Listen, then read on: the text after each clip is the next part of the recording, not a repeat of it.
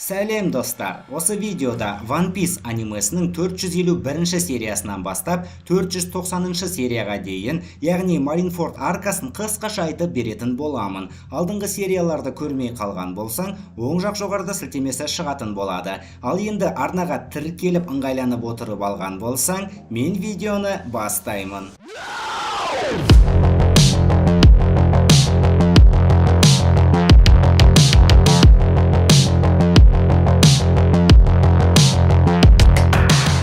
Сонымен Impel Down түрмесіндегі Тошириода уға қарсы дәрі бар екендігі белгілі болып, ол Черная Борода командасын құтқарып алғанда, Маршал Детич Ширионың енді Черная Борода командасының мүшесі екендігін айтады. Я давно ждал кого-то вроде тебя.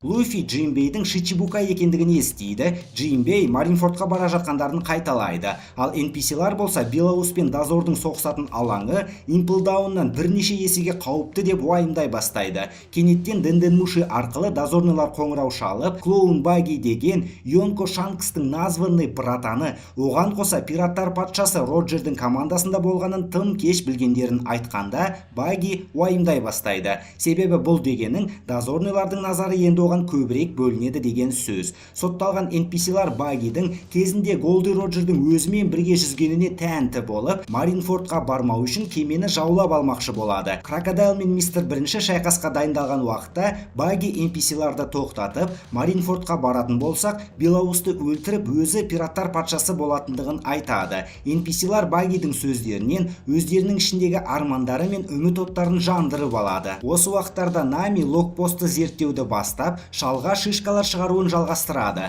Шалмен бірге ауа райын зерттеуге қызығып кетеді, алайда Погодия аралы тек желдің көмегімен ғана қозғалатын болғандықтан, кешеден бері тек 200 метр ғана қозғалғандарын біліп, жермен жүрсе тезірек болатын болғандықтан шалмен бірге жерге түседі. Шал Намиға өзінің білімінің арқасында Погодия аралын сатып алатындай ақша тапқанын айтады да, ұшатын кемешікпен жаңбырды қатты қажет етіп тұрған бір ауылға тоқтайды. Жергілікті NPC-ларға 100 миллион бейли төлесеңдер, жаңбыр шақырып бере алатындығын айтады. Алайда NPC-ларда ондай ақша жоқ болғандықтан, бағасын 100 бейлиға дейін түсіре салады. Нами шалдың саудаласу өнеріне тәнті болып қалады. Сосын шал бұлтқа толы көпіршіктер шығарады да, көпіршіктер жарылып, тұрғындар армандаған жаңбырларына жетеді. Нами бұндай ғажайыпқа тәнті болып, кішкене шалмен қала тұруды шешеді. Бір көпіршік тура Намидің жанында жарылғанда, Нами шалдың үйретуге келіскені үшін алғыс айтады. Осы уақыттарда Вегапанктың отанында Фрэнки чайдың кесірінен слишком сыпайы болып кеткендіктен,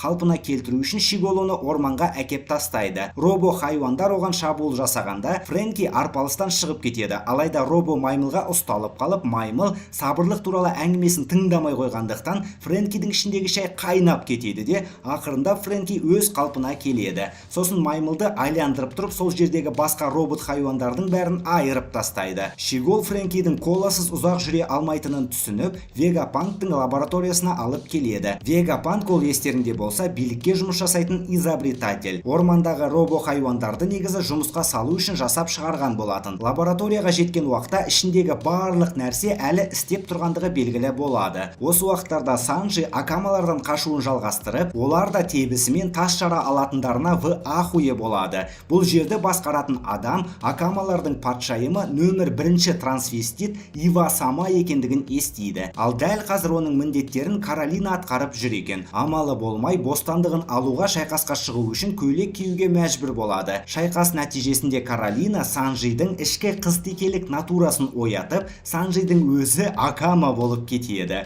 Чоппер болса бір балапанды тауып алып, кішкене бас көз болады да, ұйықтап оянған уақытта балапанды жоғалтып алады. Жергілікті NPC-лар мен үлкен құстар баяғыдан бері соғысып жүр екен. Ал Чоппердің жоспары негізі балапанды өсіріп, соның көмегімен Саубодиға жетіп алу болатын. Сосын балапанды тапқан уақытта NPC-лардың көзіне түсіп қалады. Жардың шетіне барып тығырыққа тірелген уақытта көмекке үлкен құс келеді. Чоппер алғыс айтудың қажеті жоқ деп тұрғанда, құс оны жардан лақтырып жібереді. Кенеттен Чоппер жоспары негізі тым ұзақ екендігін түсінеді. Осы уақыттарда бір күзетші Робиннан қалған мугиваралықтардың қайда екенін айтуды талап етеді. Робин болса алдыңғы видеоны көрсең түсінесің дегенде, күзетші оны талдырып тастап қайта қайтадан оятып алады. Жарайды, көрдім, видео қызық екен. Лайк бастың ба? Сосын Робинді зынданға қамап тастап, ерте ма кеш па бәрібір айтасың дегенде, Робин похуй деп өлуге дайын жатады. Сол сәтте Робинға көршілес камерада бір қамаудағы шал бүгін түнде бірдеме болатынына намек тастайды. Шиглуха Робинді тоқылдаған әйелден шоколад алып Робинға бермекші болады. Алайда күзетшілерден өте алмай қалады. Қолбасшыға сарбаз келіп кішкене тәртіпсіздік басталғанын баяндағанда қолбасшы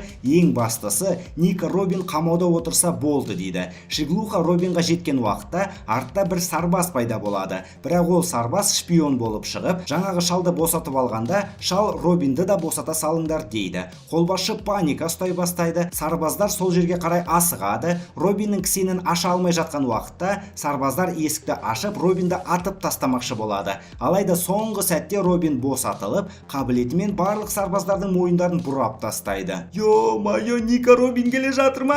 Боуи аралында барлық өсімдіктер Усопты жемекші болады. Геркулесын Усоптың көмегімен мына күнбағысқа соққы жіберіп, Усопты құтқарып қалады. Боуи аралының ортасына алып келгенде, кенеттен бұл жерде вермишелді сарқырама, дөнерлік жидектер және тағы басқа тамақтар өседі екен. Усоп асқан тәбетпен тамақ опыра бастайды. Кенеттен жер сілкініп, барлық тірі заттар құлап, арал осылайша тамақтанатындығы белгілі болады. Усоп болса соңғы сәтте вермишелдің көмегімен тірі қалады да, арал көбінесе толықтармен қоректеніп, сонымен қатар бұл жерден кету мүмкін емес екендігін естиді. Зоро бірнеше күн бойы қамалды аралап, әрең дегенде семсерлерін табады да, Хоро-Хоро қызбен бірге сыртқа шыққанда, көтпеген жерден қару ұстаған ашулы гориллалардың шабуылына тап болып, Зоро тек соққыларды қайтарумен болады. Брук түскен Хангерия деген жерде тұрғындар Брукты дьявол ретінде қабылдап, жауларын айырып беруін өтінеді. Брук тек қыздардың тұрсыйын көргім келеді десе де, мужиктар бәрібір тұрсыйларын көрсетеді. Әрмен Брукты тамақтандырады, бірақ ол тамақ тұрғындардың бір апталық азығы екен. Себебі қолдары ұзын тайпа қайта-қайта шабуыл жасап, ауылдың қыздары мен жас жігіттерін алып кетеді екен. Ал тұрғындар шайқасудың орнына тылсым күшке жүгініп, шақырту нәтижесінде типа Брук келді.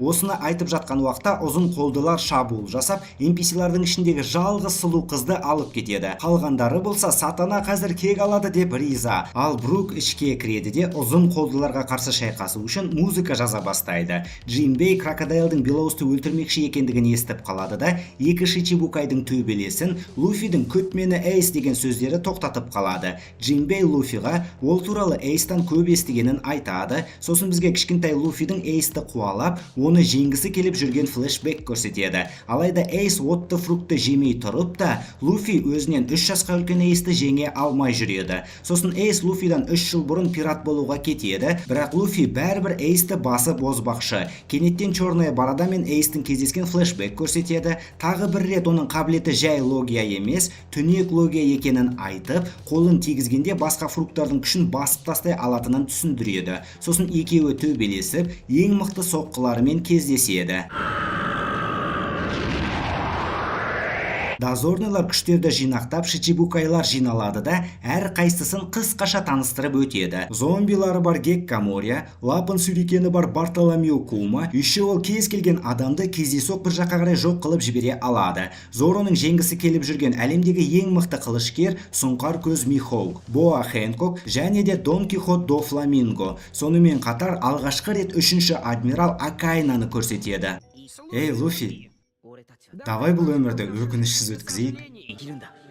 Да! Эйсті айшафотқа алып бара жатады. Кездейсоқ NPC-лар Белоустың өте қатыгез екенін талқылай бастайды. Бір сатушы соғыстан кейін бұл қала аман болатынына сенімді болмағандықтан ішімдік сатудан бас тартады. Короче, болайын деп жатқан соғыс туралы елдің бәрі, тіпті ойнап жүрген балалар да талқылай бастайды. Бүкіл әлемде Эйстің өлімін тікелей эфир арқылы көрсете бастайды. Гарп болса екінші немересі өлім аузында болғандықтан не істерін білмей тұрады. Әлемдегі барлық тәжірибесі бар дозорныйлар жиналып алады. Аоки Дзикузан, Сакадзука Акайну, Кизару a.k.a. Барсалина 3 адмирал орындарына жайғасады. Эйсті кайзен болатын жерге алып келеді де, Сенгоку Денденмушиді алып, кенеттен өте маңызды жаңалық жариялайды. Портес де Руш, яғни Эйстің анасы, ғажайып жолмен Эйсті 20 ай құрсағында ұстаған екен. Соның арқасында әлемдегі ең қатыгез адам Голди Роджердің ұрпағы аман қалған екен. Эйс жалғыз жалғыз әкесі тек Белоус екенін айта бастайды,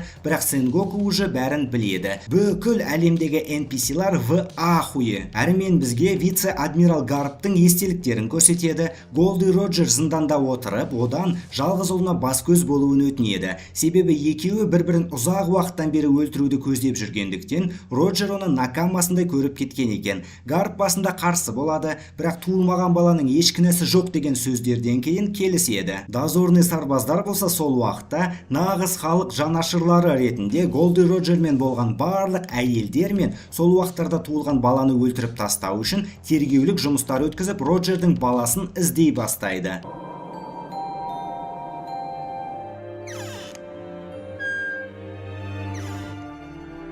Еще не время. Тебе пока нельзя рождаться.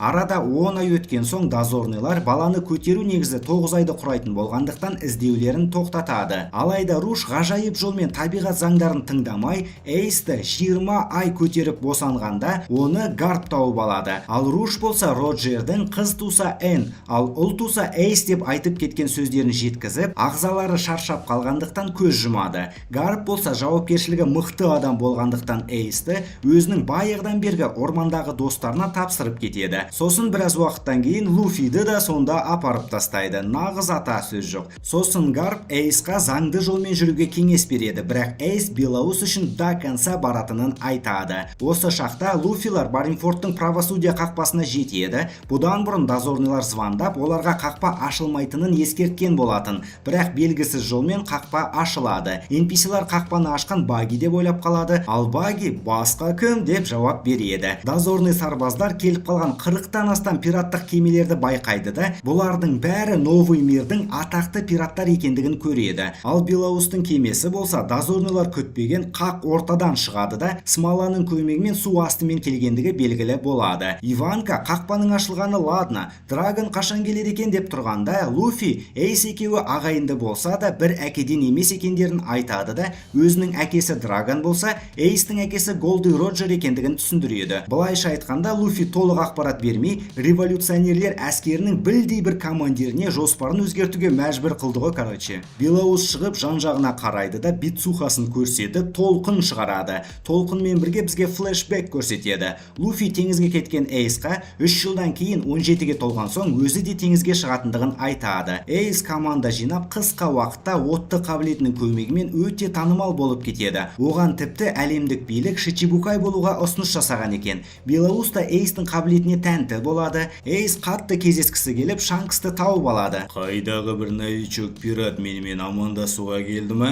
Эйс өзінің Луфидің бауыры екендігін айтқанда, Шанкс бірден Эйспен бұхат етуді шешеді. Шанкс Луфидің пираттар патшасы боламын деген арманын тастамағанына және Эйстің да пираттар патшасы боламын деген сөздеріне тәнті болып қалады. Әрмен біраз уақыт өткен соң Джинбей Эйсті тоқтатып, өзі Белоустың командасында болмаса да, Белоусқа қарыздар екендігін айтады. В общем, екеуі 5 күн бойы шайқасып, күштері тең болып шығады да, Джинбей бірінші болып құлайды. Эйстің шамасы уже таусылған уақытта Белоус пайда болады да, Эйспен шайқасуға дайын екендігін айтады. Белоус дым қиналмай Эйстің командасын шашып тастайды, ал Эйс оны отпен қоршап алып, командасын жіберуін өтінеді де, есесіне өзі қалатынын айтады. В общем, Эйс таяқ жеп қалып, кенеттен Моби Дикта есін жинайды. 4-ші дивизион командирі Сач Эйсті қарсы алған уақытта, Эйс қолдары тіпті кісенделмегеніне таң қалып қалады. 4-ші командир болса кісеннің керегі жоқ дегенде, Эйс өзін тым әлсіз сезініп, намыстанып қалады.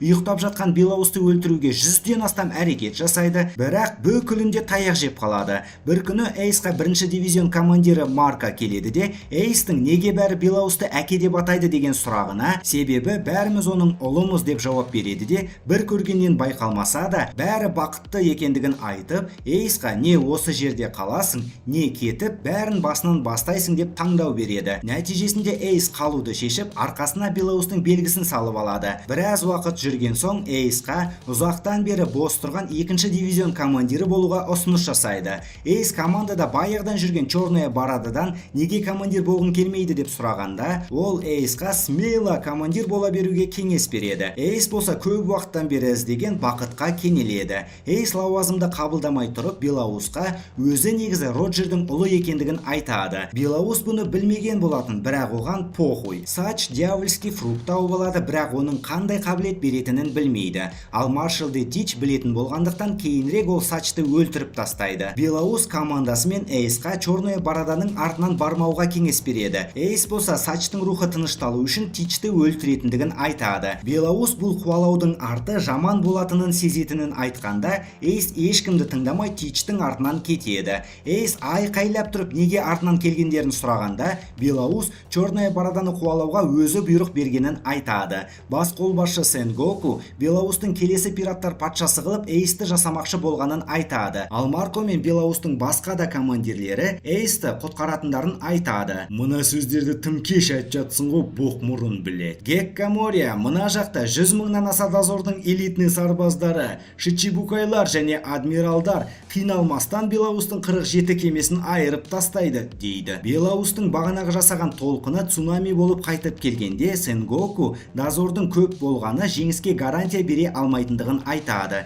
Себебі Белоус әлемді жойып жібере алатын гура-гура қабілетін иеленеді. Кенеттен Аокидзе іске қосылып, екі жақтан келген цунамиді мұзға айландырып жібереді. Белоус алшақтан Аокидзеға соққы жібергенде Аокидзе құлайды, бірақ чаттан шықпай, керісінше төмендегі теңізді толығымен қатырып тастайды. Пираттар мұзға түсіп шайқас басталғанда кенеттен сұңқар көз Михоук іске қосылмақшы болады. Тіпті опытный жауынгерлер де оның көзіне қарап мандраж ұстап қалады. Кез келген қылышкер онымен шайқасып көруді армандайды. Михоук өзінің үлкен қара семсерін шығарады. Әлемдегі ең мықты 12 семсердің біреуі Ноч. Михоук жай ғана Белоус пен екеуінің күштерінің айырмашылығын білу үшін алыстан жасыл түсті соққы толқынын жібереді. Бір пират жүгіріп келіп соққыны тоқтатады да сосын соққыны аспанға ұшырып жібереді. Белоус флотының 3-ші дивизион командирі Джуз есімді алмаз адам. Шайқас қыза бастап, кемелерге снарядтар жаудырылады. Кизару Белоусқа соққы жіберген уақытта оның соққыларын бір құс сияқты адам тоқтатады. Адмиралдың соққысын тоқтатты ма? 1-ші дивизион командирі Феникс Марка дьявольский фруктың мифический зоан деп аталатын логиядан да сирек кездесетін қабілетті иеленеді. Сол сәтте жарақаттардан емделіп алып, өте әдемі сальтолық тебісімен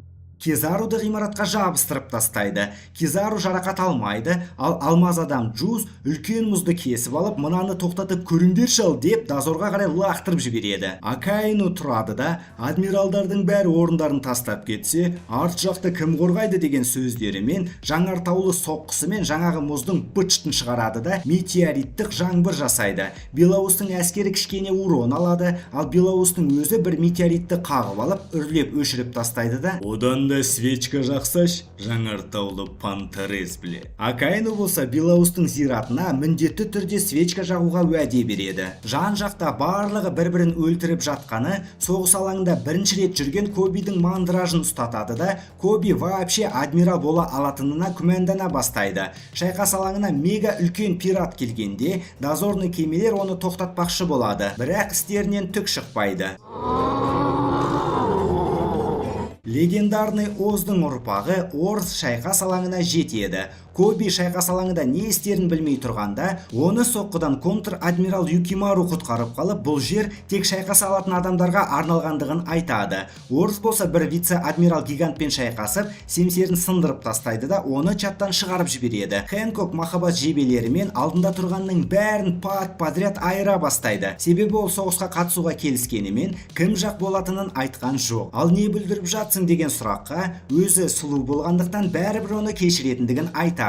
Бартоломеу Кума Орзға сыйлық дайындап жатқанда, барлығы оның лапин сүйрекен дайындап жатқанын әрине тосып тұрады. В общем, соққысы тура тиіп, Орз денсаулығының шамамен 90%-нан айырылып қалады. Шичибукайға лайықты соққыдан кейін Орз Эйсқа қарай жүруін жалғастырады. Шляпасына қарап, кішкене Эйстің оған шляпа сыйлаған кезіндегі естеліктерден соң снарядтарға тап болады. Бірақ бәрібір Эйсқа қолын созып жете алмайтындығын түсінгендіктен, хотя бы бір Шичибукайды ала кетем деп деп Дофламингоға соққы жібереді. Фламинго болса дым қиналмай сол сәтте Орздың аяғын жұлып түсіреді де настроениясы көтеріліп кеткендігін айтады. Орз соңғы күшімен Эйсқа созылғанда Геккамория көлеңкелі соққымен Орзды чаттан шығарып, одан мықты зомби жасақсы келетінін айтады. Сол сәтте ашулы Белоусқа бір гигант дозорный вице-адмирал шабуыл жасайды да барлық Белоустың ашуын басымен тосып алады. Ал Белоус барлығына Орздың денесімен өтуді бұйырады. Коби шамасы ештемеге жетпейтінін түсініп, шайқас алаңынан қашып бара жатып, Акаинудың өзі сияқты қашып кеткен бір сарбазға ұрсып жатқанын байқап қалады. Акаину шегінетін жол жоқ екенін түсіндіреді де, бұл позорды әулетінен тек сатқының өлімі ғана тазалайтынын айтып, қорқақ сарбазды өлтіріп тастаған сәтте басқа сарбаз келіп, жоспарға дайындық аяқталғанын баяндайды. Бір кеме қабырғаны жарып кіріп, Белоустарға көмекке келеді. Мұзды патшайым White Bay. Белоустың 13-ші дивизион командирін Дофламинго контрольға ұстап алып, өз адамдарымен шайқасуға мәжбүр қылады. Пираттар жаман, ал дозор жақсы, бірақ не болса да тарихты тек жеңімпаздар жазатынын ұмытпаңдар. Бір апашка дозорный NPC-ларды кір жайғандай жайып қояды.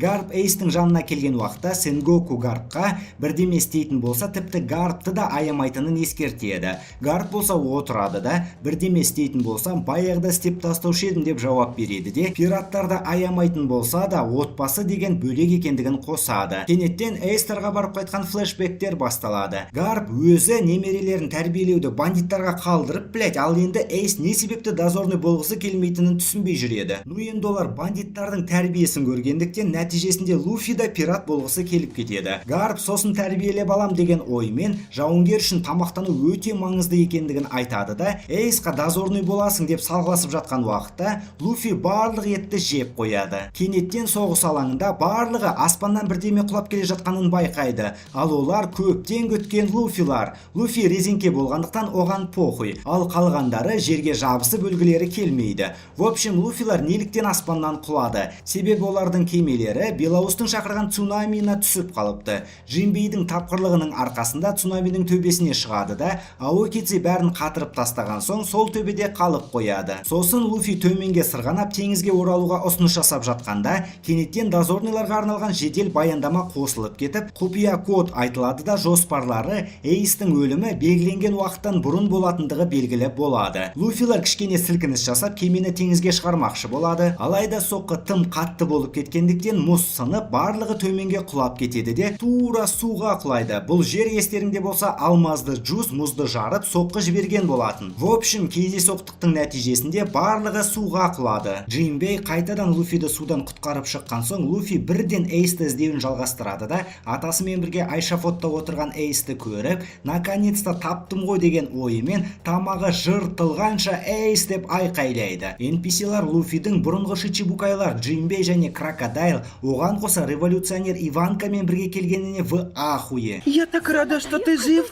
Крокодайл Белоусты көріп бірден оны өлтіріп тастамақшы болады, бірақ соңғы сәтте Луфи бөгет болып қалады. Крокодайл бірден Луфидің өзінің әлсіз тұсын білетін есіне түсіреді де, әзірше Луфимен шайқаспауды шешеді. Белоус болса Луфидің шляпасын көріп, Шанкстың естілуді пираттардың жаңа дәуіріне қолын құрбан еткендігін есіне түсіреді де, Шанкс айтқан бала осы Луфи екендігіне көзін жеткізіп, Луфиға өлетін бала молаға жүгіреді деген мақал айтып, бұл жерден сипбалсе болуын талап етеді. Алайда Луфи шалдың сөздерін көтеніне де қыстырмай, пираттар патшасы Белоус емес, өзі болатындығын жариялайды. Барлығы в ахуе, ал Белоус найзасымен жерді ұрып, олай болса аяқ астында оратылмауын ескертеді. Эйсті дозорныйлар күзетіп тұр, дозорныйлар мен Белоустың пираттары шайқасып жатыр. Луфи Белоустың жанында, олардың артында тағы дозорныйлар мен тағы Белоустың пираттары бар. Луфи Белоусқа дозорныйлардың Эйсті белгіленген уақыттан ертерек өлтірмекші екендерін естігенін айтады да, оған қоса код болғанын, бірақ кодты түсінбегенін қосады. Белоус болса пайдалы ақпарат үшін алғыс айтады.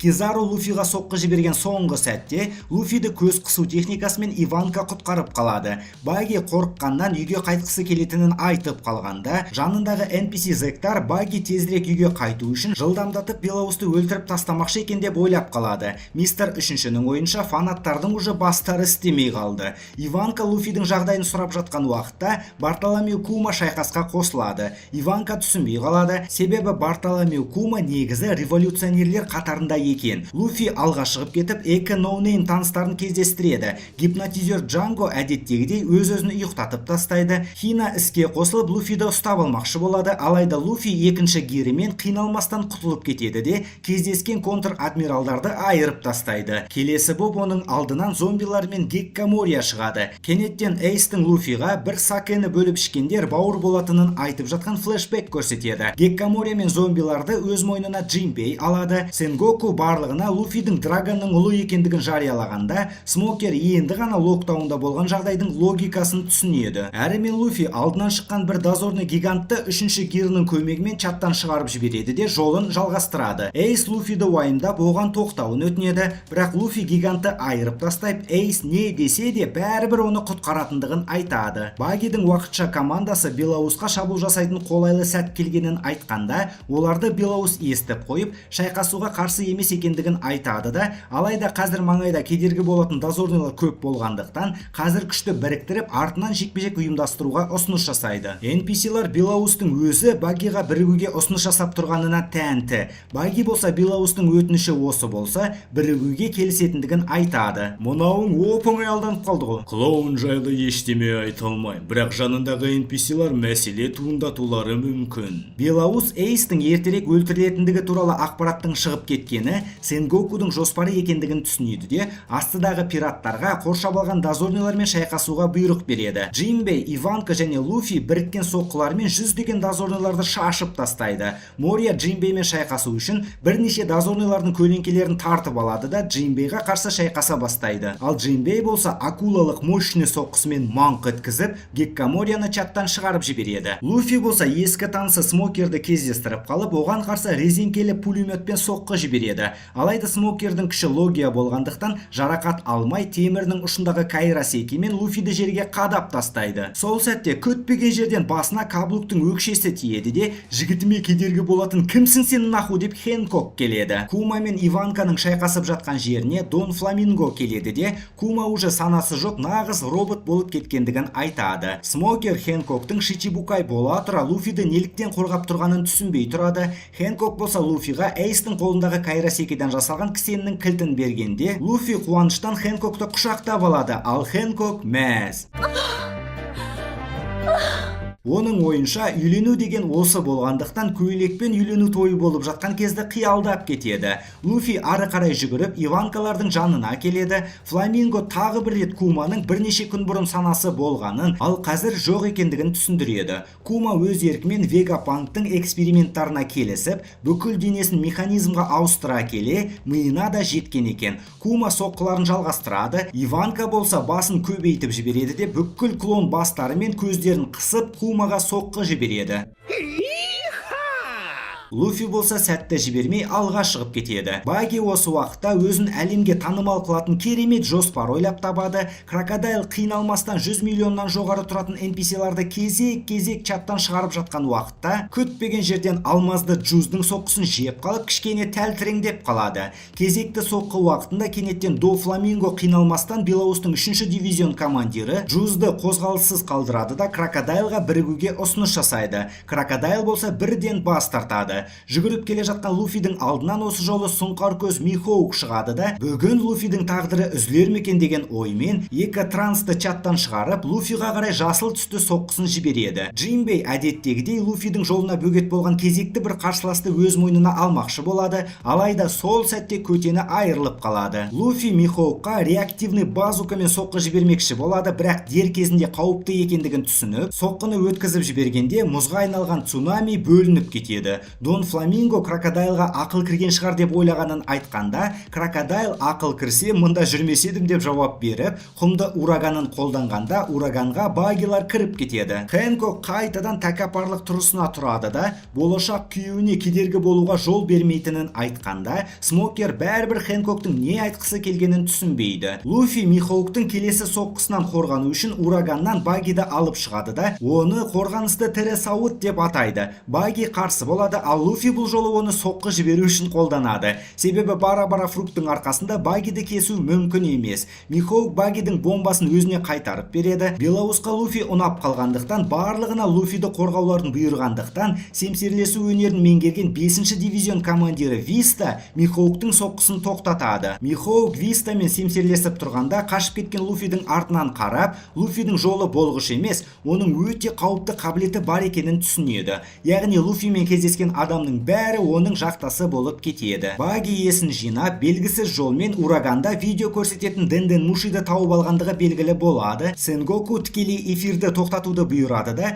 қалай жетсе де маңызды емес, ең бастысы жеңіс екендігін айтады. Кенеттен шайқас алаңына Бартоломеу Куманың көшірмелері адам тектес роботтар, яғни пацифисттар келеді. Белоус Эйстің ертерек өлтірілетіндігі туралы ақпараттың шығуы пираттарды ішке кіргізу үшін, ал пацифисттардың пайда болғаны шегінетін жолды жабу үшін екендігін түсінеді. Пацифисттар бірден NPC пираттарды чаттан шығара бастайды. Михоук пен Виста шайқасуларын жалғастырып, Виста розалы соққысын көрсетеді де, кенеттен екеуі шайқасты тоқтатуды шешеді. Осы жолы Луфидің алдынан Кизару шығады да Луфидің бетінен маңқ еткізеді. Джимбей Луфиді қағып алады. Луфиға көмекке 5 дивизионның командирлері келеді. Геккамори уже реально қуа бастайды да, жоспарларын бір NPC-ға айтып тұрады. Сенгоку тікелей эфирдің әлі өшпегеніне ашулана бастайды. Бұл уақытта тікелей эфир тек Багидағы камераның арқасында ғана көрсетіп тұрады. Қазір біз Маринфордтамыз. Мынау кім екен? Неужели Шанкстың названный братаны капитан Баги? Сәлем достар. Осы видеода тағы бірнеше дубльдар жасап жатқанда көрермендер не болып жатқанын түсінбей тұрады. Сквад есімді командирлердің біреуі Белоусқа келеді де, екеуі біраз сөйлесіп, Сквад барлығымыз керек болса бір адам үшін өмірлерін беруге дайын екендерін білетінін айтады да, кенеттен өзі де солардың қатарында болғысы келетінін айтып, қылышымен Белоусты тесіп өтеді. Акайнудан басқасының бәрі в ахуе. Короче, мына далбан қарсылас адмиралдың сөздеріне сеніп, өзінің командиріне соққы жіберді. Сквад негізі өлуге дайын болғанын, алайда Белоустың сатып кеткенін естіп, қарсы шыққанын айтады. Әрмен флешбек. Сквад кезінде Голди Роджердің кесірінен командасынан айырылып қалған екен. Осы осал тұсты дозорныйлар қолданып, Эйс Роджердің ұлы екендігін естіп, Сквад қуған ғой, короче.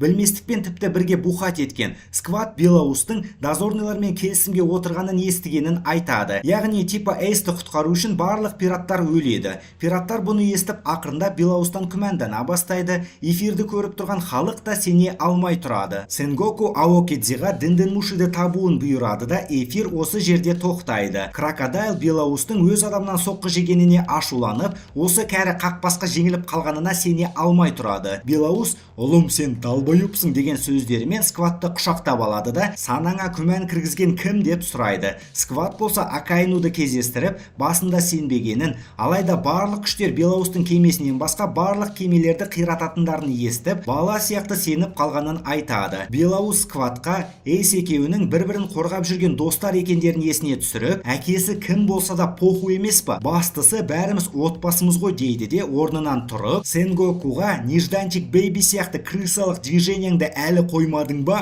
дейді. Сквад болса не бүлдіргенін түсініп, ісіне өкіне бастайды. Белоус ауаға соққы жіберіп, шегінетін жолды ашып тастайды. Кешір әке, біз енді ешқашан күмәнданбаймыз. Әлемдегі ең мықты адам шабуылға шығады. Сенгоку ары қарай созуға болмайтын болғандықтан дайындалған қақпаларды көтеруді бұйырады. Алайда Аокидзидің мұздары бөгет болып қалады. Тағы бір вице-адмирал Гигант Белоусқа шабуыл жасағанда, Белоус қабілетімен айналаның бәрін сілкіндіріп жібереді. Ал Фламинго мәз. В общем, сілкіну нәтижесінде бірнеше ғимараттар қирап қалады. Сенгоку бүкіл қаланың энергиясын қабырғаға жібереді де, өте қалың қақпалар Белоустың әскерін қоршауға алады. Тек орыс жатқан жердегі қақпа ғана көтерілмей қалады, себебі оның қаны механизмді істен шығарып тастаған екен. Акайну осы сәтті пайдаланып, аспанға лаваларын ұшырады да, жұдырықты метеориттар мұзды ерітіп, кемелерді қирата бастайды. Трафальгар Ло Белоус өз адамдарын сатып кеткеніне сенбейтіндігін айтып, шайқас алаңына баруды шешеді. Аокидзидің мұздары еріп, пираттар қайнаған суда күйе бастайды. Акайнудың бір метеориті Белоустың Моби Дик атты кемесін қиратып тастағанда, Белоус бұрылып кемесінен кешірім сұрайды. Луфи ашық тұрған жалғыз жолмен шабуылға шығады да, қақпадағы пушкалардың кесірінен судың түбіне кеткенде, Джимбей оны тағы бір рет құтқарып алады. Көтпеген жерден орыс тірі болып шыққанда, Кизару оны өлтірмекші болады. Алайда соңғы сәтте Джинбей Луфиді алға қарай ұшырып жібергендіктен назары бөлініп қалады. Луфи қабырғадан асып өтіп 3 адмиралдың алдына түседі де Эйсті құтқаратындығын қайталап адмиралдарға ағаш лақтырады. Аокидзи ағашты қатырып тастағанда Луфи аяғымен пулемет жасайды. Мұздан шыққан буды пайдаланып екінші гирінің көмегімен Эйсқа қарай секіргенде алдынан Кизару шығып өте баяу қозғаласың деген сөзімен Луфиді маңқ еткізеді. Сенгоку дәл қазір Эйсті өлтіріңдер деген бұйрық береді де максимально бәрі в ахуе болып тұрған соңғы сәтте Эйсті крокодайл құтқарып қалады.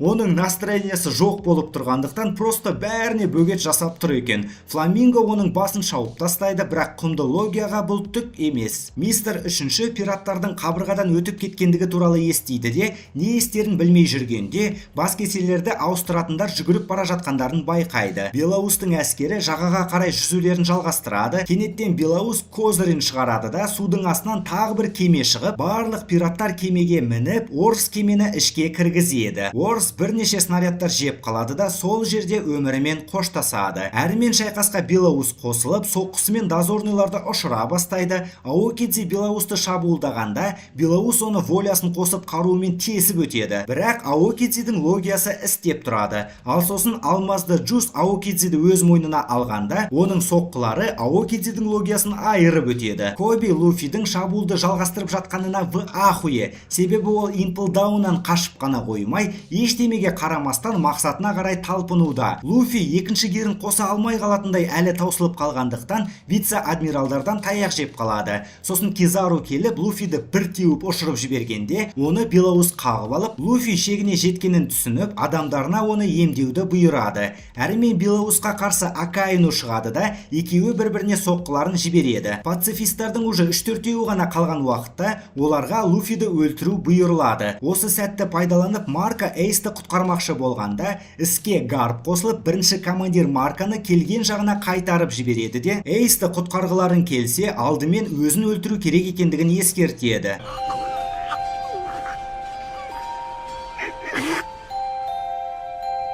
Эйстің қайғырған жерімен бізге флешбек көрсетеді. Кішкентай Эйс кабактардағы адамдардан Роджердің ұлы болса не істейтін едіңдер деген опрос жүргізіп жүреді де тек қана хейтерлік пікірлер естігендіктен оларды сабап жүреді. Алайда кейде өзі де таяқ жеп қалатын. Оны асырап жүрген Додан да оны уайымдай бастайды. В общем, барлығының айтқандары Голди Роджердің баласы болса, оны өлтіріп тастау керек деген пікірлер. Бір күні Эйс Гарптан негізі өмірге келмегенім дұрыс болушы ма еді деп сұрағанда, Гарп бұл сұраққа жауапты өз өміріңді сүргенде жетесің деп жауап береді. Луфи Иванкадан тағы да энергетик салып беруін өтінгенде Иванка қарсы болады. Ал Акайнудың метеоритті соққылары мұзға қатып қалған багиларды иіртіп жібереді. Баги қақпалардың пайда болғанын көріп, тікелей эфирді жалғастыру үшін қатып қалған Денден Мушиді да иіртіп әкелуді бұйырады. Белаус Акайнудан кішкене жарақат алып қалғанда, оған Кизарумен шайқасып жатқан Марканың назары ауып кетіп, өзі де жарақат алып қалады. Ал оған Джуздың назары ауып қалғанда оны Аокидзи айырып үлгереді. Нәтижесінде Акайну лавалы соққысын Белаусқа тигізеді, ал жай адам лаваға жақындайтын болса бірден өртеніп кетеді екен негізі.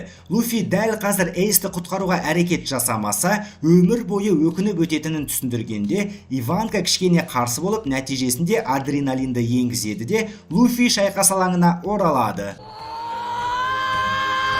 Иванка Луфиға бұл соңғы адреналин екендігін ескертеді, жаңа баскесерлер келеді. Иванка көзін қысып Луфиға жол ашып береді. Коби бүкіл жігерін жинап Луфиға қарсы шыққанда, Луфи жылдамдығын бәсеңдетпей бір соққысымен Кобиді талдырып тастайды. Луфи Бартоломеу Куманың нысанасына түсіп қалғанда, оны денесімен қорғап қалады. Бо Хэнкок, Шичибукай, соққы тоқтатылды. Спасибо, Хэнкок. Пацифист Хэнкоктың атын атап қалғаны сол еді, чаттан шығып кетеді. Бірнеше NPC-лар әлсіреп қалған Белаусқа жабылып кетеді, ал Белаус болса әзірше жеңілмейтінін айтып, қоршаған NPC-лардың бәрін шашып тастайды да, көкірегіндегі тесікпен адамдарына араласпауды бұйырады. Бірақ командирлері бәрібір оның арқасын қорғауға шығады. Сенгоку сәтті пайдаланып, қайтадан Эйстің басын шабуды бұйырады. Не смейте!